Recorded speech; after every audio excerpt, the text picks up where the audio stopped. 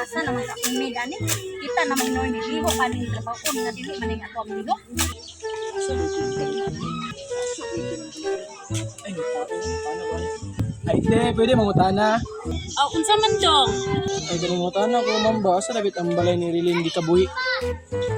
Si Rilin di kabuhi. Nga naman din na dong. Ay, ganun na siya parcel, te. Ha? Parcel? O pagay siya kabayad sa iyang utang? Nya nagparcel-parcel ako na siya. Ay, labit ilang balay ani, te. Nara dito dong oh. Istrita lang na diha, nya liko din kagpawala. Nay balay di ang amakan, ilahan na diha. Kanang way laing balay di nga gamay, ilahan na diha. Ay, salamat, te.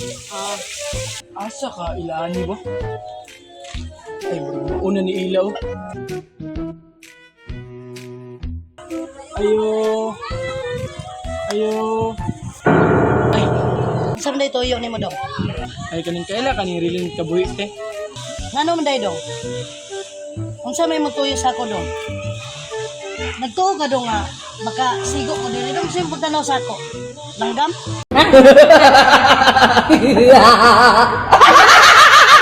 Ay, kaning ma'am naman, kay parcel, ma'am. Na, okay kwarta dong. Ay, ma'am, kung ngayon na ba kaninyo, dili ni mo kwaon.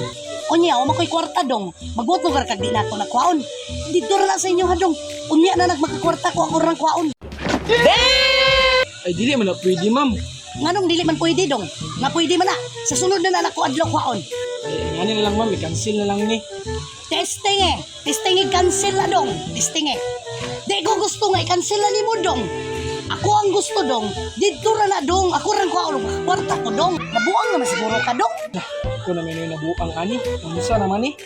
Deserve kay patakag order nya umanday kwarta, mayra.